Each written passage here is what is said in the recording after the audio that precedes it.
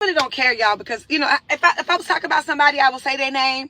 Like nobody gonna do not one thing to me, can't do anything to me. So if I'm talking about somebody in particular, I just call it out like I did with Kandi.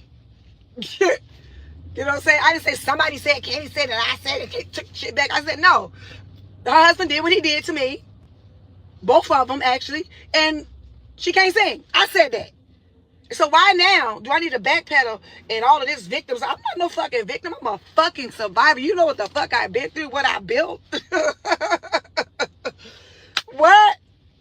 I didn't catch it straight. What I'm saying is when I'm specifically talking to somebody, I don't have a problem saying their name because I'm not no punk ass bitch. I say what the fuck I want. Just like everybody say what they want to say, who they address and what they address.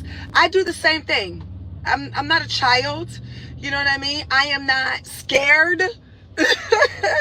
Like if I said it about somebody, I would have said it and say their name. Because what are you going to do to me? Nothing. Not nothing.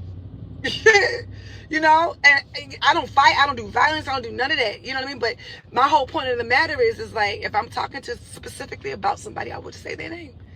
And so where are we getting this from? Rocks. What they say? I throw rocks and hide my hand. I say what it is. When do I stop? And who started that? Who started that? That's dumb. I said what I said. When I said it's not changing, it's not changing. Rocks.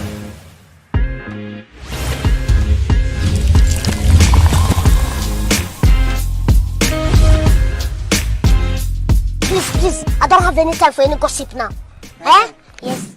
Hey guys, before we get into this video, please make sure you subscribe to the channel and also make sure you enable your bell notification so you do not miss out on a video. Hey guys, so we are back for another video addressing the teenager Tamar Braxton. Man, Tamar just does not stop from getting into it with people.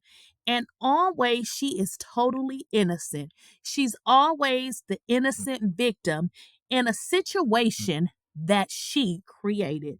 Not that long ago, we were talking about Tamar and wasn't it her tour manager? The person who stood by her side, who helped her put her tour together. And didn't that man say that he didn't even get paid? Then it was Tamar and Jesse Wu. Then it was Tamar and her boyfriend with the 99 children. And I know that I'm missing some other people, but for the sake of just saying a few, Tamar is always into it with people.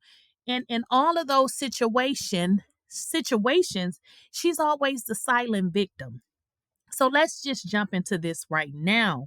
So the situation with her and K. Michelle. Tamar did a talk show. She did a talk, something with an interview. I'm sorry, an interview. And and this is what Tamar does. She throws subtle shade, kind of throwing the stone, hiding your hand sort of a thing.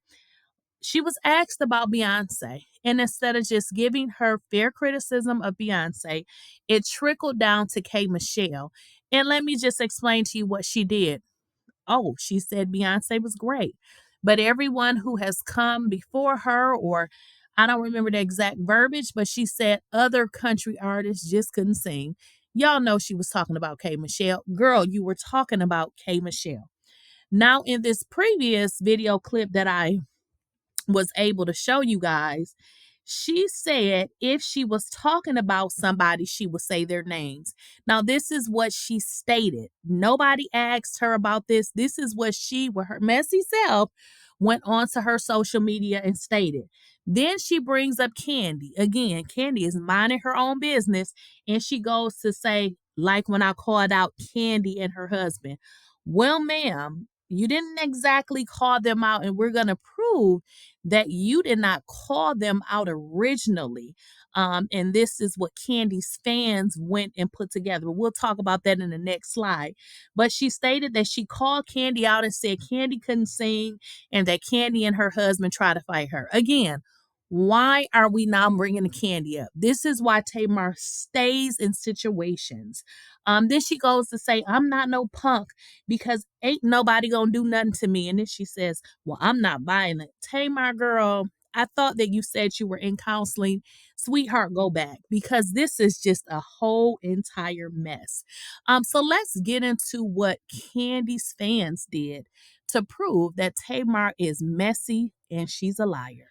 Okay, so Kandi Burruss's fan page put together this collage, and we're just gonna go back. Let's walk it back. So Tamar just stated that she said that Kandi couldn't sing, and she's gonna say what she wants, and people are saying that she hides her hand.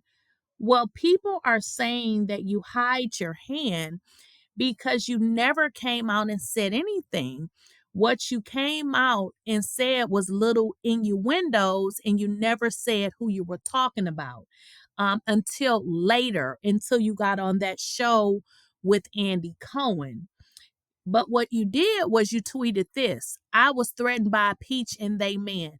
You never said Kandi and Todd did XYZ. You said that later, but you just stated that you came out and said it.